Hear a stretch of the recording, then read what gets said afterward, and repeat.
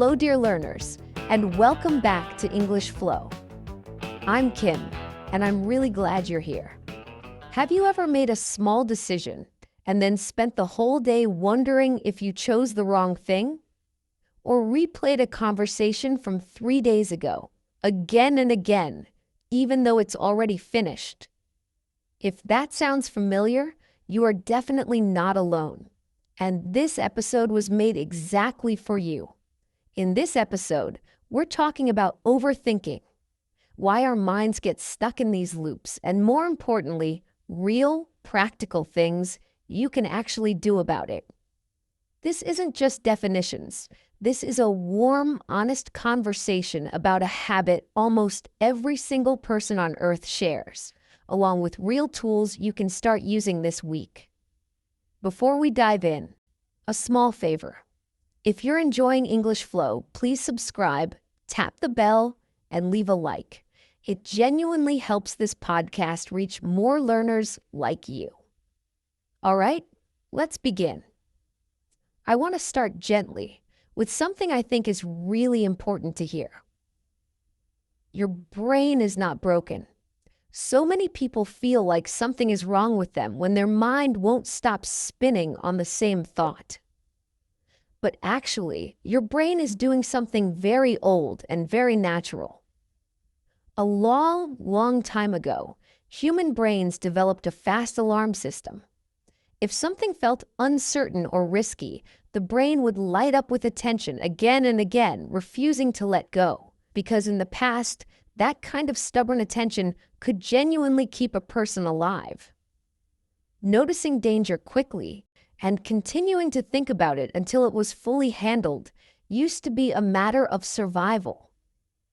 The problem is, your brain still uses that exact same alarm system today, but the world has changed a lot faster than your brain has. Now, instead of watching for danger in the dark, your brain treats an awkward text message or a slightly embarrassing comment at work almost the same way it once treated real physical danger. It lights up. It refuses to let go. It keeps circling. Not because the situation is actually dangerous, but because your brain hasn't fully updated its idea of what danger means in a modern life. Once you truly understand that, something nice happens inside you. You can stop being angry at yourself for overthinking. It's not a personal weakness, and it's not a sign that something is wrong with you specifically. It's simply an old system, doing an old job, in a world that looks completely different now. But understanding why overthinking happens is only the first step.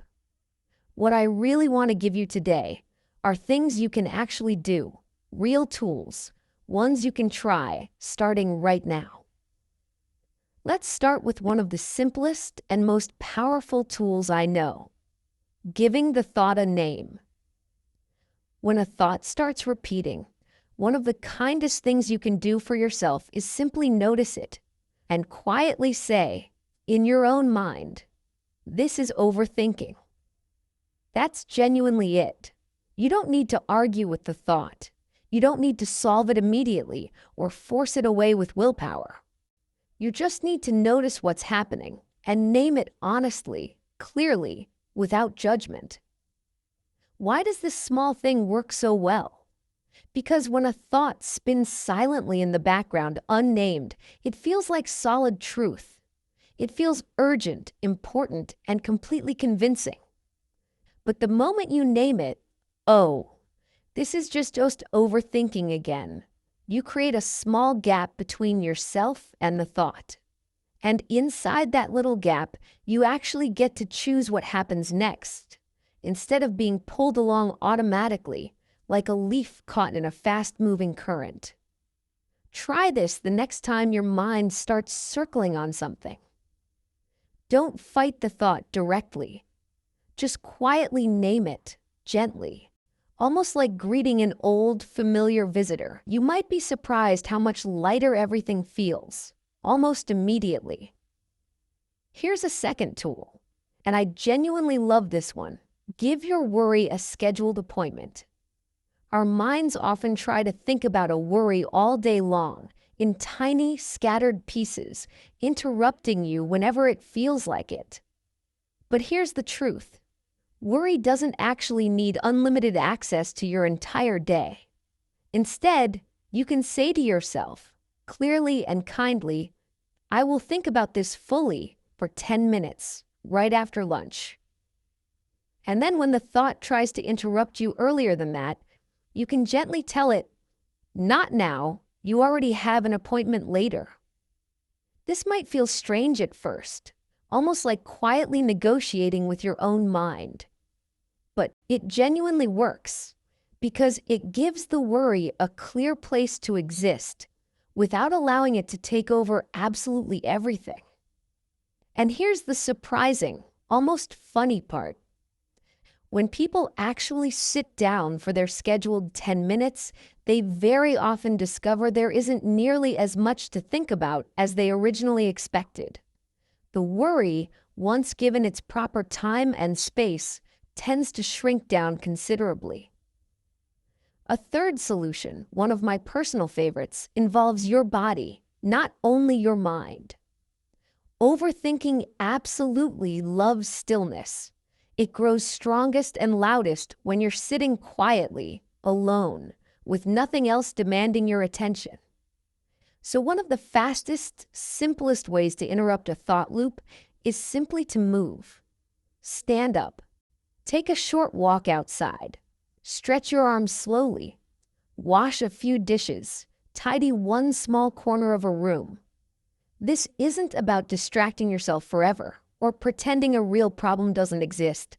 It's about gently signaling to your own nervous system, we're safe right now. We're moving normally. There's no real danger here at this moment. Often, after just a few minutes of simple movement, a thought that felt absolutely enormous while you were sitting still becomes noticeably smaller, calmer, and easier to hold. A fourth solution is something I think we forget far too often: saying the thought out loud to someone else. There is something almost magical about speaking a worry aloud to a person who listens kindly and patiently. Inside your own head, a thought can spin endlessly, growing bigger and stranger with every single repetition. But the moment you put that same thought into spoken words in front of another person, it usually shrinks down to something far more ordinary and manageable. Sometimes, simply hearing yourself say it out loud in plain, honest sentences is enough to realize how small the actual problem really was, all along. If you don't have someone available to talk to in the moment, writing works in a remarkably similar way. Taking a repeating thought and honestly writing it down in just a few sentences often turns an endless, foggy feeling into one clear, manageable idea sitting calmly on a page. Reading your own words back afterward can be surprisingly calming, almost like hearing wise advice from a very kind friend who happens to also be yourself. Now, let's talk about something a little deeper, because I genuinely think this next part matters more than most people realize. How you speak to yourself while you're overthinking something. Many of us don't just overthink a difficult situation. We also criticize ourselves harshly for overthinking it in the first place. We think things like, why do I always do this? Or what on earth is wrong with me? And here's the real problem with that pattern. This second, critical thought doesn't fix the original one at all. It simply adds a heavier, harsher thought directly on top of it, making the entire experience noticeably worse. So here's a solution I genuinely want you to try. The next time you catch yourself overthinking something, try speaking to yourself the exact way you would speak to a close friend going through that same experience. A good friend, worried about the same situation, would never hear from you. "You're being ridiculous." They would hear something far warmer instead, something like, "That makes complete sense. The situation felt uncertain. Of course, your mind kept circling around it." Try offering yourself that same gentleness consistently. Not because the original worry is unimportant, but because criticizing yourself for having a very normal, deeply human reaction never actually helps anything. It only adds unnecessary weight, precisely when what you truly need is a little more lightness and patience. Let's talk about decisions for a moment, too, because overthinking often shows up especially strongly whenever we're forced to choose between options. Many of us instinctively search for the perfect choice, the perfect job offer, the perfect words in a difficult message, the perfect answer to a hard question someone asked us. But here's something genuinely worth remembering. Chasing perfect almost always costs far more energy than it ever gives back in return. Instead, try asking yourself a much kinder, more realistic question. Is this good enough for what I actually need right now in this moment? Notice, this isn't about lowering your standards carelessly or settling for something poor. It's about honestly recognizing that good enough is very often genuinely enough, and that searching endlessly for one flawless, perfect option usually just creates exhaustion without meaningfully improving your final result very much at all. There's another solution worth mentioning here, especially useful for moments when your mind keeps imagining the absolute worst possible outcome of a situation. Try gently asking yourself 3 simple questions. What's the worst that could realistically happen here? What's the best that could possibly happen? And most importantly of all, what's actually most likely to happen realistically? Our minds often jump immediately to the worst possible option and treat it as though it were already guaranteed and certain. But when you slow down and honestly answer all 3 of these questions, you'll usually notice something quietly comforting. The realistic middle answer is almost always where things genuinely end up landing, far more often than that dramatic worst-case scenario your mind initially offered you. I also want to gently mention something about silence, especially the silence coming from other people in our lives. If someone doesn't reply to your message quickly or seems a little distant or quiet lately, our minds absolutely love filling that silence with an entire story, and almost always it's a negative, worrying one. Maybe they're upset with me. Maybe I said something wrong without realizing it. But here's a kind, useful reminder worth holding on to. Silence rarely, if ever, comes with a clear explanation already attached to it. Most of the time, the actual reason turns out to be far more ordinary than whatever story our imagination quietly invented. They were simply busy. They were tired. They hadn't checked their phone yet. The next time your mind starts writing a worried, dramatic story around someone else's silence, try gently asking yourself, do I actually have any real evidence for this belief? Or am I just filling an empty silence with fear? Often, simply asking yourself that one honest question is enough to loosen the story's tight grip on your mind. Now, I want to share one final idea with you, and I genuinely believe it's one of the most freeing thoughts in this entire episode. You don't need to solve every single thought that appears in your mind. You don't need to fully resolve every worry the very moment it shows up.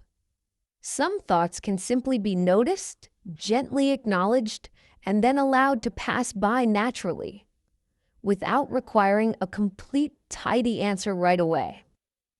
Try imagining your thoughts a little like passing weather. Some days bring warm sunshine. Some days bring a heavy, loud storm. But weather always moves eventually.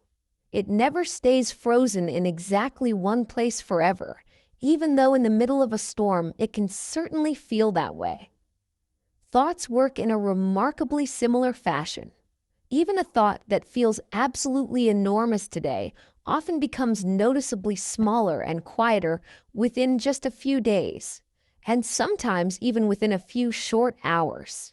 So, if you take just one single thing away from this episode, please let it be this. Overthinking doesn't mean something is fundamentally wrong with you. It simply means your mind is doing a very old job, perhaps a little too enthusiastically, inside a modern world that no longer requires that same level of intensity. And thankfully, this pattern isn't permanent, fixed, or unchangeable in any way. With a handful of simple, real tools, naming the thought clearly, giving your worry a scheduled time, moving your body intentionally, talking or writing your thoughts out honestly, treating yourself with real kindness, and asking honest, realistic questions, you can genuinely soften this pattern, gradually, piece by piece, over time. You won't stop every single overthinking moment immediately, and that's completely, genuinely fine. This isn't about achieving perfection either, which would be a little ironic given this topic.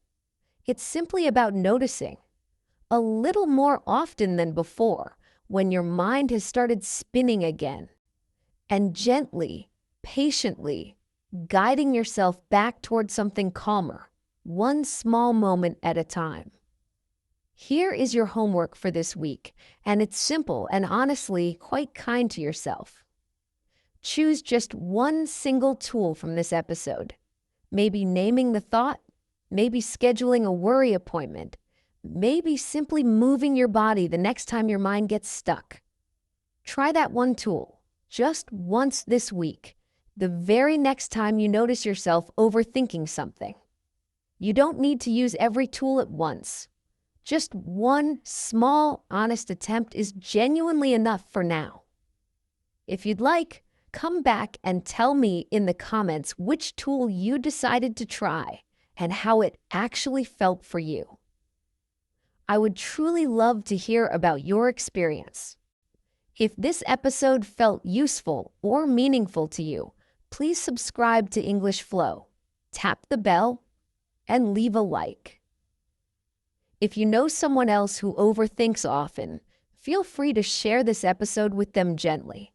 And whenever you have a few free minutes during your week, feel free to go back and listen to our earlier episodes too. There's no special order required, just simple, honest English whenever you'd like it. I'm Kim. Thank you so much for being here. I'll see you in the next episode. Take care of yourself and keep flowing.